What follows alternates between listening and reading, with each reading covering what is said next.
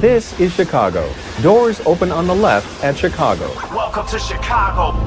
Welcome to Chicago. Welcome to Chicago. This is Chicago. Doors open on the left at Chicago. Welcome to Chicago. Welcome. We're out of breath. Woo! Welcome to Chicago. We are at Casa Humilde, 7700 Madison in Forest Park. And I don't know about the boys, but I am exhausted from the nervousness and putting our faith in our kicker.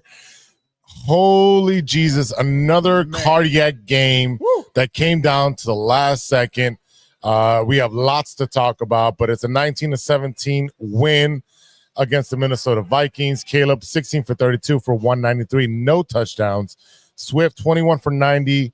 Manungai, 12 for 23. Caleb, 4 for 26. And then on the receiving end, Cole Kmet, 5 for 45, I'm sorry. 2 for 41 for Odunze. Loveland, 3 for 40. Burden, 3 for 27. Moore, 1 for 18. And Manungai, 1 for 14. This was a game that should not have been this close. This is a game where I'm going to put this on Ben Johnson. Yeah. This was the game that Ben Johnson had a bad game. Steve said it the best. Steve, say it again. We got to what? We got to stop what? Living like this. We got to stop living like this. When are we going to stop living? Living out of prayer. Hit the Bon Jovi. Hit the Bon Jovi. Living on a prayer. Living on a prayer every week. Living on a prayer. But no. Before we get into celebrating and being happy with the victory, because a win is a win is a win, and we just beat the Vikings in our division. Yes. Ben Johnson, third down, pitiful. All I can say is whatever he's thinking on third down, it reminds me of Matt Nagy. Matt Nagy, and this is they're two different coaches, but he's using it's the same type of existence right now. You're going against the grain when you're running the ball, right? You have an opportunity to run the ball, 3rd and 1, 3rd and 3. You're moving they're pushing the line forward. You're able to get yardage. You go in shotgun, start getting cute, start going sideline to sideline, start throwing wide receiver screens. That shit needs to be eliminated.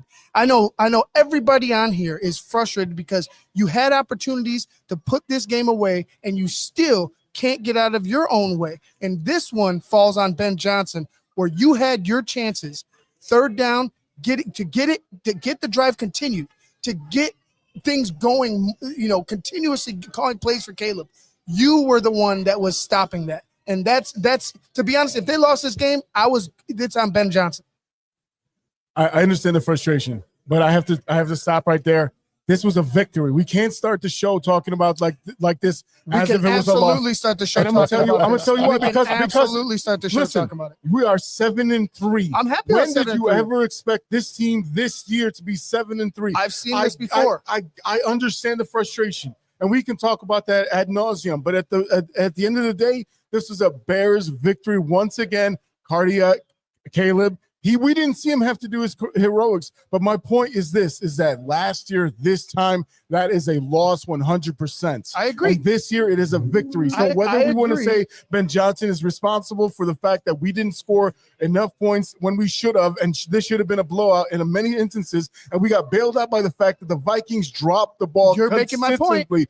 But my point is that at the end of the day, this was still a victory. You win ugly, you win pretty, it doesn't matter. Yeah. A win is a win. So at the very least, we have to start the show by celebrating the fact that Cairo Santos actually pulled it out, granted in the indoor stadium, and we got a victory, another heart attack win, but we got the win. No, it sounds like you're satisfied. No. It sounds like you're satisfied with what happened. I'm satisfied with the win. No. I think that's the winning most is fine. important thing. Winning is the most important thing. But when you're going to go into a deep playoff run, when you're going to go up against better fucking football teams, that shit isn't going to fly. And I'm not disagreeing with that, but the point is that wait. You said what you had to say. You said what you had to say.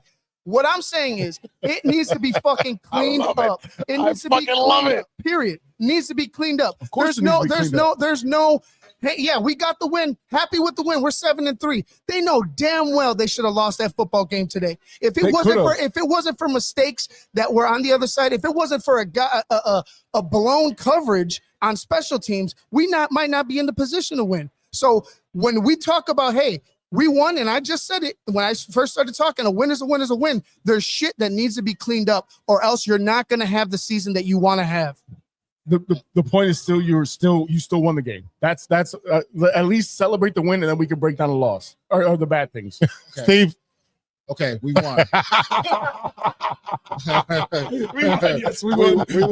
There was a victory, ladies and gentlemen. I can break down on both sides. We All right, won. go for it. 7-3.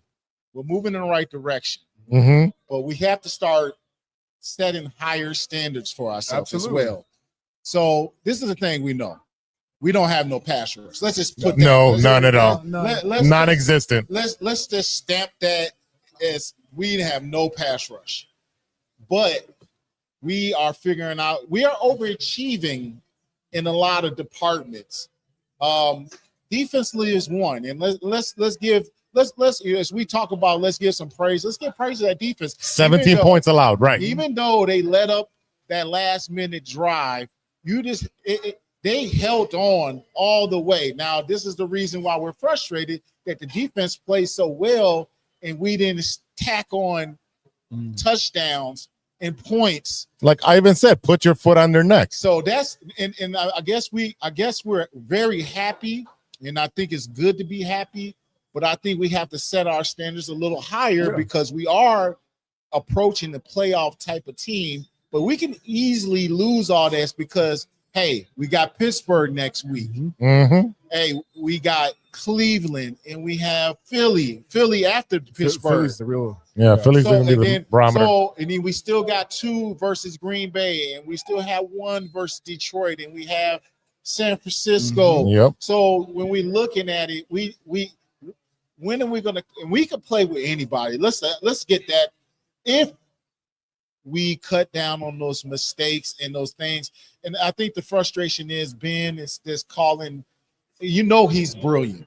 Mm-hmm. It's just like he just needs to get out of his own way. His own way. Simplify it. Simplify it. And I don't understand where his mind goes. And he'll talk about it. He'll put it on himself in the press conference. But then when we get in the game, he kind of just gets away from that.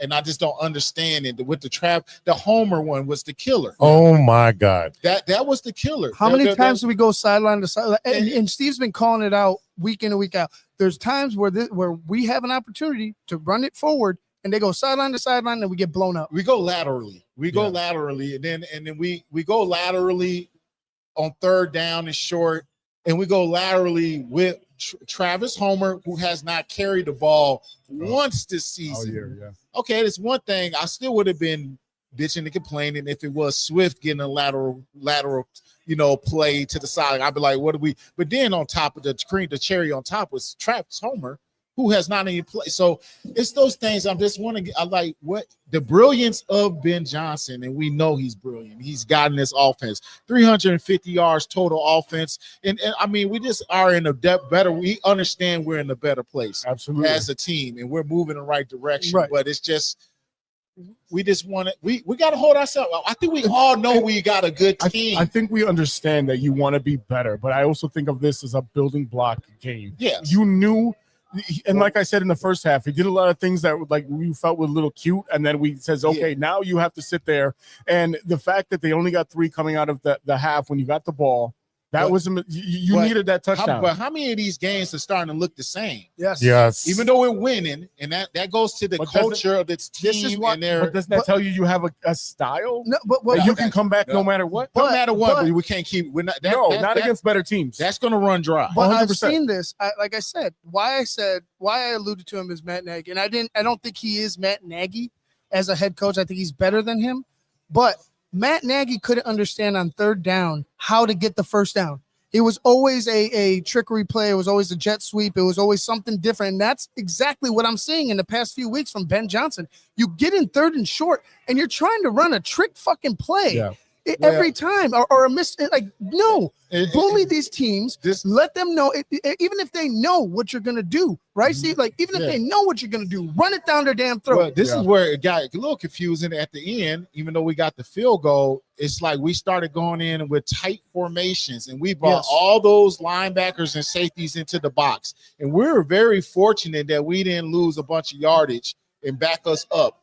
We were very fortunate. And I was just like, why aren't we spreading them out? Right. Like we usually do. We spread 3 receivers out, and he boxed everybody in and they were just, I mean, even when we had 3 receivers out wide, they were blitzing off the edges, and and Brian Flores is a tough matchup. Yeah. It is a tough matchup for a team like that. But like, I think it is a learning lesson, but like it has to stop being learning lessons, and it has to be, because that's what we want to see.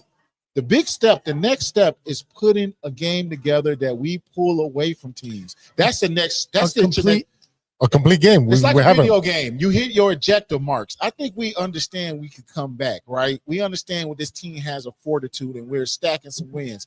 The next achievement is to put teams away, and we had multiple opportunities. And that's all we look. Let's build off of just getting better at that, but we're starting to stack these up, and it's going to run dry, and we don't want to see it run dry. I think that's what it is. What I wanted to get to is JJ McCarthy, another big fourth quarter. Yes. That scoring drive, right? They scored 14 points in the fourth quarter. They scored 21 on us on the other day, the first game. I would push back a little on it being just JJ McCarthy leading that. I mean, he did what he had to. He did his job, right? Right. Like, he did his job. That was another Bears giving the team the opportunity. Yeah, opening the door for them. Right? Yes. Another time where the Bears opened the door for him and gave him a shorter field, gave him every opportunity to go ahead and succeed. That's why I'm so frustrated. That's why I'm like, hey, we're winning and I'm happy. I mean, who was the loudest one here when we kicked when they got the field goal? Me. So it's like, yeah, I understand we're winning and I love it, but my goal isn't just making a wild card playoff. My eyes and for this team We are with in position. it isn't just right, but that's not the goal. The ultimate goal is to get into the playoffs as a number 1 seed, dominate your competition, and get to the Super Bowl. That's my goal. And right now, it's just not. It's not the complete team that we want. That's a great goal. But here's the thing that we think we all across this table have to understand and accept as sports fans, as athletes, is that it is a building block. You look, like I said, my main thing is that look at last year, look at these games when it comes down to the final drive, when it comes down to the final play of the game. How many times did we lose those games? In this season, where I will completely abolish Caleb Williams back last season. Erase that from your memory, right? Okay, great. You got a warm-up season. Now you're playing for real. Now you look at the people that they brought in, the draft picks that they made, they're being more aggressive on bringing in offensive talent like Colson Loveland, like the fact that you brought in Roma Duze, like you brought in Kyle Manungai.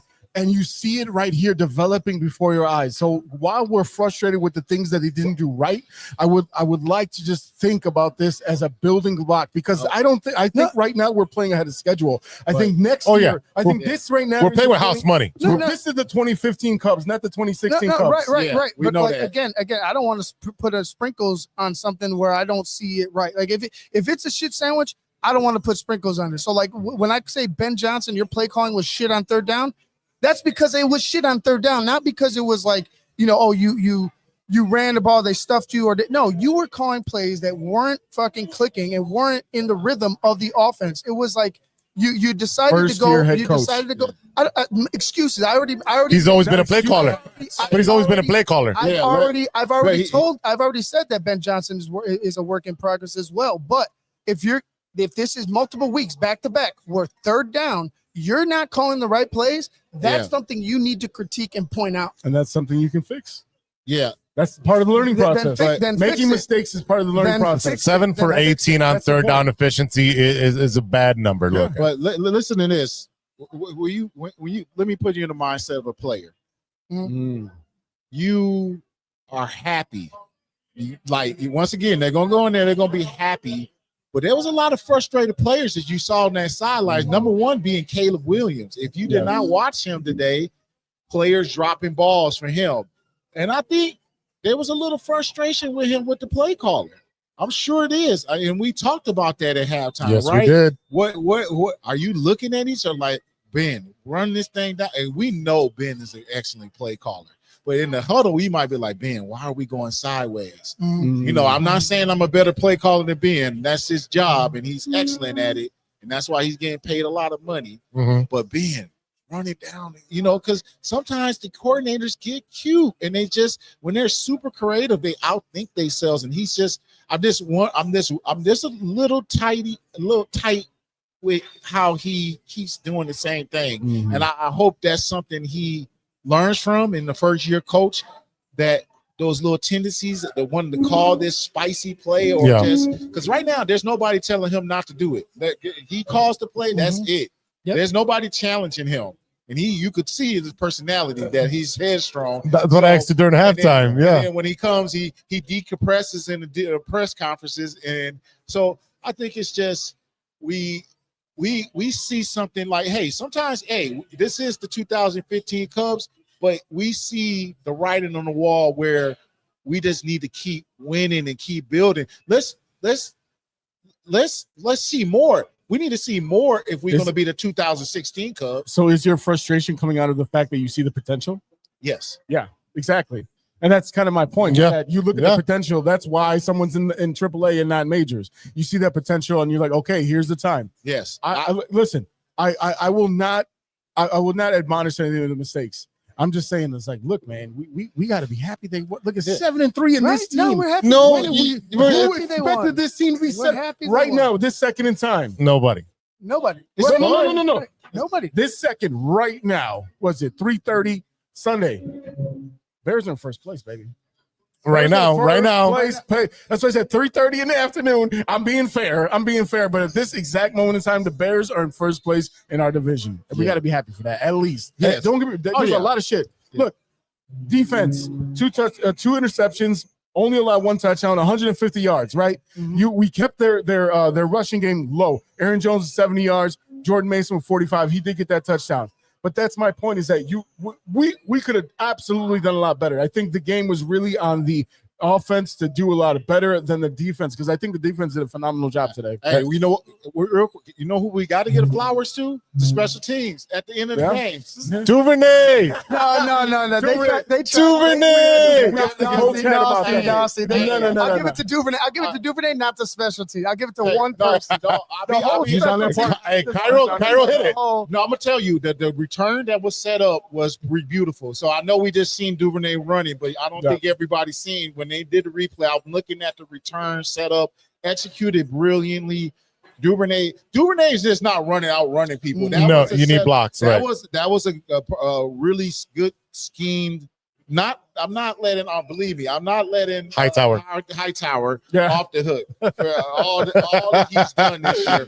But or lack thereof. Right. But it's a team game, and they needed to come through, because who knows if Caleb would have had any more bullets left for a 50-second comeback. Right. With a team blitzing in the way the offense was not looking. Now, I know Caleb could cut it in, but hey, it was great to see the special teams pick that up, because even when we got after we got that return, we kind of almost screwed it up still. Yeah, what do you have? 25 seconds, 3 timeouts. No, you had it was 35 seconds. 35 seconds, 3 timeouts. Why are they not running it down even closer for this kicker who can't kick at 45 yards? And it was just unsettling, because you knew that Carroll has some struggles. He just missed a 45-yarder. Right. Almost tried to push it the same way. Thank God it went through the uprights. But again, I just feel like at times this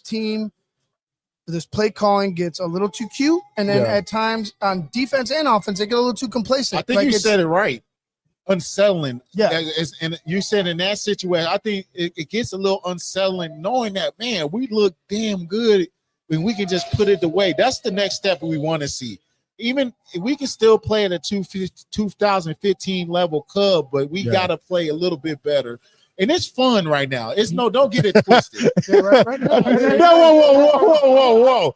That's the one thing I wanted to say is like we were so excited when they won. I was pacing around. I know Ivan was like ready to pull his hair out. But I mean, like, that was the thing, is like at the end of the day, it was a win. It's like, okay, here are the bad things. I'm like, look, at least celebrate the win, right? I get it. For a second. Our frustration is based on the fact that we see how much potential this team has. And don't get me wrong, we saw them getting cute when they said they started throwing the ball to Smith with an E, and we're like, who the hell is Smithy?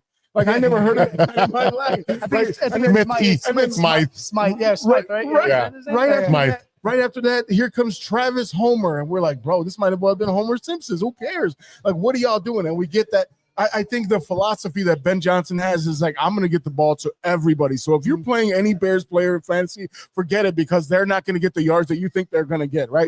But it comes down to personnel too, right? Like you 100%. have to have the right personnel. Like if you're going to run, like let's say Travis Homer is a third down, but let's just use Travis Homer. Just use him as any third down back. He's not Travis Homer. He's a third down back, right? But if it's a third down back that Ben Johnson wants, if it's a third down back and the right guy at the right time, maybe that guy goes ahead and makes a play. But right now, but right now, I don't think it's a cute. I'll say this: he's trying to catch you off guard with a guy you haven't seen all game. That could work. But I think it's personnel wise.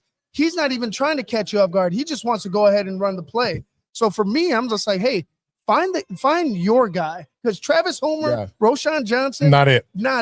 Like it's just not. It's Manungai, and the fact that he's not getting the amount of carries that he should. Listen, Z practiced how to say his name so well. He's got it on point. That's they right. Use him. They have to use him. They have to use him. He figured it out. 12 carries for 23 yards from Manungai, and again, we've been saying Manungai is our guy, and it's Ivan's guy. Yeah.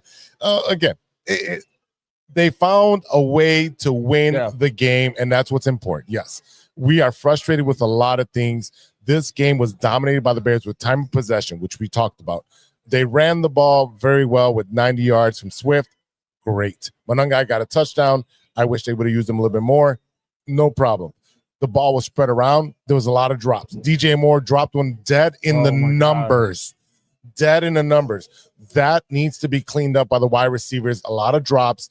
And you can see Caleb getting frustrated because, like, dude, Caleb has no touch. And don't get me wrong. If it hits your hands, I said this before the game. If it hits your hands, it should be a catch. Caleb got to learn a little bit. We're in the NFL. Did you say that about Brett Favre? I don't care about Brett. Oh yeah, when he was rifling those passes, he never make the catch. Just make the Luther Burden drop. Like I said, these guys just make the catch. But again, I agree with they spread it around well. I don't need to see fucking Caleb blow people away with his stats. What he did was he protected the football. He didn't turn it over. Yep. He hit the guys that he needed, when they were open, when he had to. And to be honest, he did what he had as a quarterback. He did everything he could to keep his team. He even hit the release valve. Exactly. He hit the release valve. He threw the ball away. Everything we've been talking about for the past 9 weeks of what he needs to improve on. He's improving game to game. We did see some of the bad habits where he's just doing his tornado act. And then I don't know if we saw. I don't know if we saw it necessarily. I don't know if we saw any, like, he threw the ball away. To be honest with you, I think he had a better game than just like trying to be a superhero than we think, because when he did get pressure, he wasn't trying to force it. He threw the ball away multiple times. He did. So like not saying that he could make a maybe one of those two decisions on those sacks, he could just take off or whatever. But when it came to pressure and he got outside the pocket, when he didn't see anybody open, he got rid of the football. He did. He did. But he still did the. Was it? It was that one play where he was running around. Yeah, there was nothing left. Yeah, there was nothing left on that. Yeah, for the most part. I mean, we're not, we talk about not nitpicking. You can't nitpick. I mean, he's saving us out of a lot of sacks. Right. But at the end of the day, man, I think the focus is we're a team in building. We're a professional team. You're a professional football team, and you're winning games. So you got to start holding ourselves to a higher standard. We know we could win the close ones. Mm-hmm. Can we start winning and putting teams away? When we had control of this game for all 3 quarters, and that's again, and we almost did a repeat from the first game. Now this is the difference from this team. They were able to pull it together, make big plays at the end, and win. And that's their identity. They got an identity, and that's something you want them to build on. But part of building into something in the future is doing it now. Mm-hmm. And that's learning how to put teams away here and there. You're not going to win every game, but let's learn how to start putting teams away. That also goes into your culture and what you're trying to build as well. So I think that's something that this team has to start learning how to do it. This year, we have to learn how to put a team away this year, which will go into next year, will go into later on this year, will help us possibly if we do make the playoffs, then maybe because once you in the playoffs, it's 0-0. Right. Mm-hmm. We ain't saying in there to be like, okay, we here, we're good, and we could build. No, we're trying to. Hey, you can make a magical run. You never know, But with no pass rush and all, and on top of us possibly getting people back. I would say, and I agree with you, Steve. The one thing that I would say though, in the playoffs, you need a complete game. Like you can't. It's not. Oh, we play 3.5 quarters and that's good enough. No, you can't win like that. You can't win like that. You're gonna get beat if you don't play a complete game in the playoffs. But one thing I do like with all the challenges that we've faced and everything like that, this team, as young as it is, it's fighting. It's getting a taste of of winning. It's getting a taste of hanging around. It's getting a taste of being involved in a playoff situation. I think as a young football team with a young head coach, this is probably the best scenario I would consider, because we're struggling, and trust me, I'm frustrated because like you said, the talent, right? Yeah. We see the potential, but again, if you're going to do this, you have to be complete, and I just don't think that this team can be totally complete until you get into this offseason, you get into the draft, and we start really drafting these ugly big monsters up front that could dominate and help us win football games. Absolutely. But, like you said, we have things that are in our control. And that's what's in our control is our play calling, our execution. And we had an opportunity for that. And I think that's the frustrating thing. Yeah. We win. We're 7-3. We're getting ready to come back home against Pittsburgh Steelers. Aaron Rodgers did get hurt today, so I don't know exactly what's going on. And I hope he's back. I hope he's back. So- Because I want that dude. We want to beat We want to beat him. Yes. Yeah. Two things, right? So like I understand that we're frustration. Our frustration is based on the fact that we see the potential in this team, and we're looking forward to them drafting the big uglies to come down to rush your opposing quarterback, to get there and get dirty and get ugly and all that stuff. But at the end of the day, we can only focus on this current roster.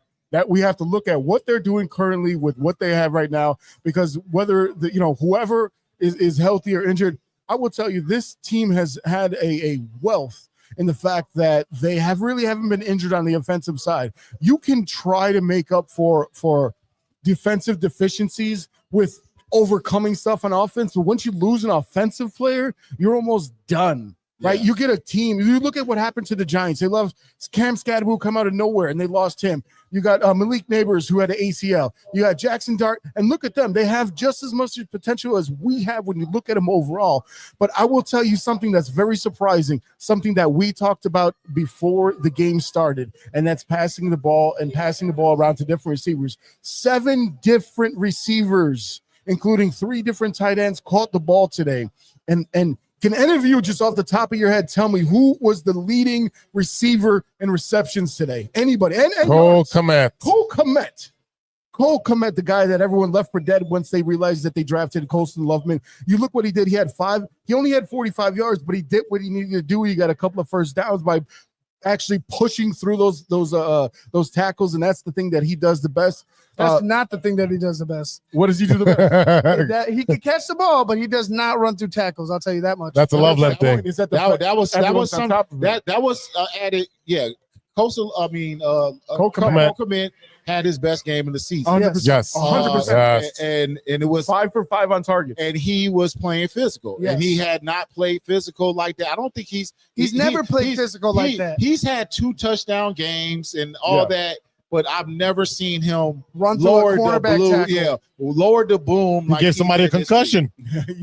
Hey, maybe because you see Coastal Loveland starting, and then competition breeds success. Yes. And we talked about how Swift has come out and trying to run the ball even harder because Calvin Nunn got. Mm-hmm. So that's what you want on the team. You want that competition. You want to do better than the next guy. You want to eat. So great. Cole's I don't disagree with that. And we need him. He got 5 like, targets and he caught everything that came his way. 12 personnel is a big thing in Ben Johnson's offense. So you don't ride off and tell Cole Kmet to get out of here because you don't. No, you get them together, and you have games like this where he contributes to a win.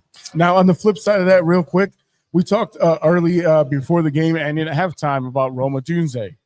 Roma Dunze 6 targets today, 2 catches. The only reason he's second on the chart is because he has 41 yards versus Colton Loveland with his 3 receptions and 4 targets for 40 yards.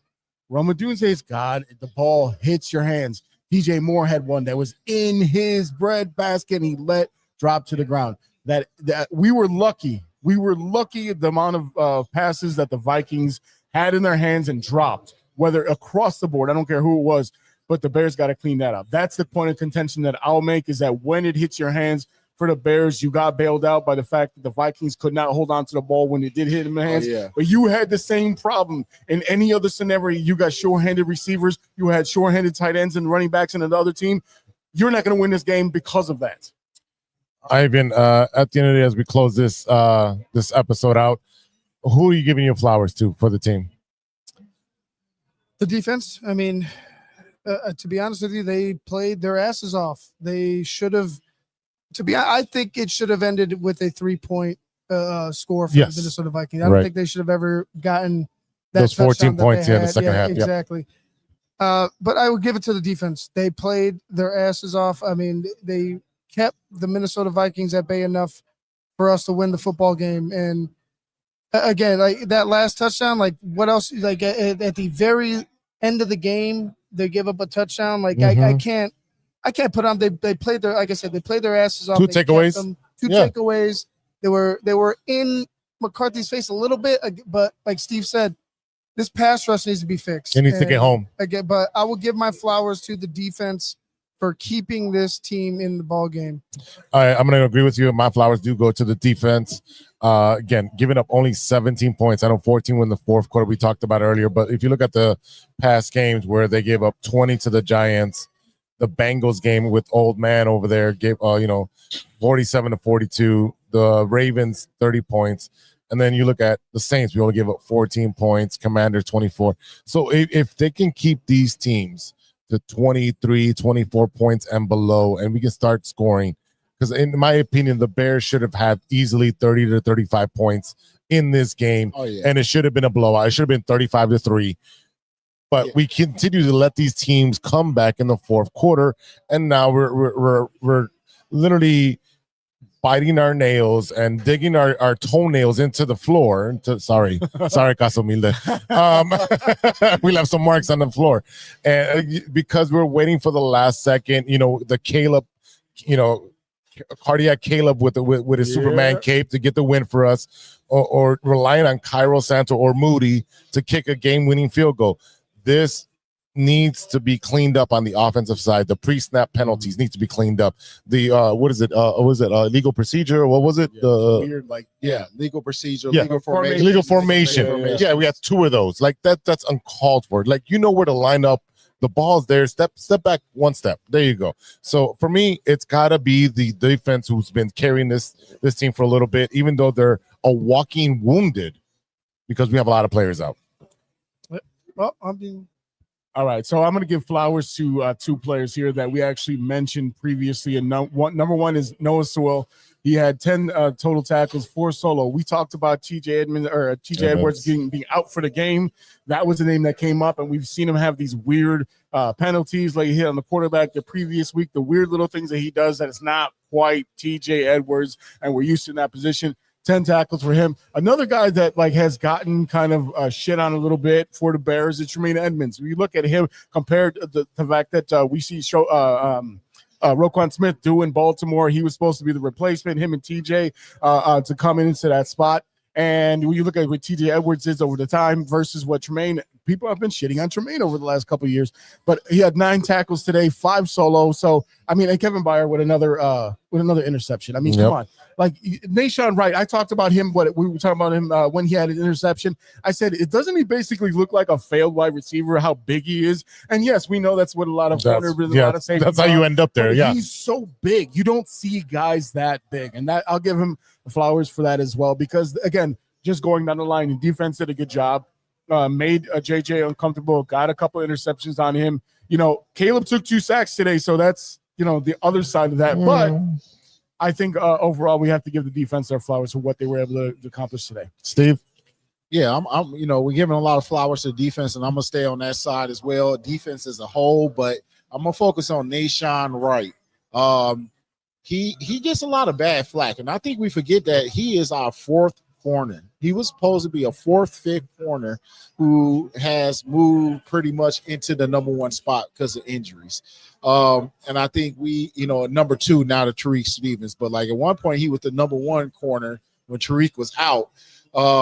And he finds a way to get his hands on ball. He might get beat. He might be playing soft coverage. He might do X, Y, and Z, but he's gotten his hands on some interceptions, on some fumbles in key situations, that interception in the end zone where they took a shot. I think we need to get and a guy like that who's getting all this exposure and getting these reps. So when you start getting hopefully Jalen Johnson back and Kyler Gordon and now Tariq got hurt again, I think, in this game. So we got to look at that. But if you get him back and now you got him as your fourth corner, third corner, it looks pretty dang good based on the fact that this guy can get his hands on the football.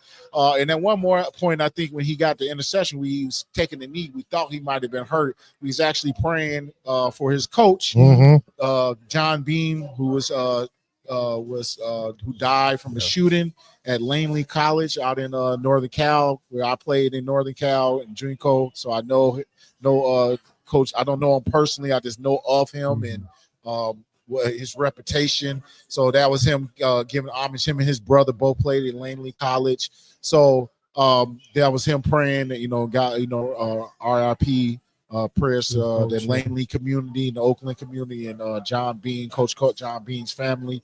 But Nahshon Wright has been a bright spot, for a defense that's undergunned, being the fourth corner, having no pass rush, having linebackers down.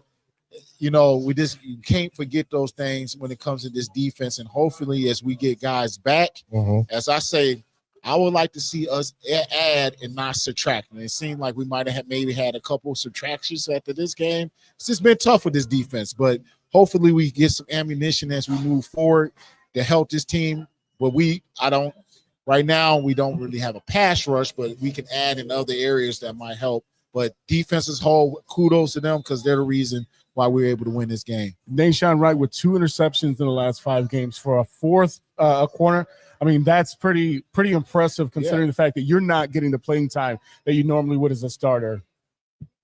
You know what, boys? This has been fun. We got a Bears victory. We got some smash burgers. We got a great beer here at Casa Humilde, 7700 Madison in Forest Park. And tomorrow we are live again at 7:30 for the True Chicago Sports Fans podcast. We're going to cover all Chicago sports. And then you can tune over to the Big Steve Show. Yeah, what time? Bear Down, Big Steve. We're going to be on at 8:30 tomorrow night, Central Time. All right, so we're going to sign off and bear down, baby. Swish.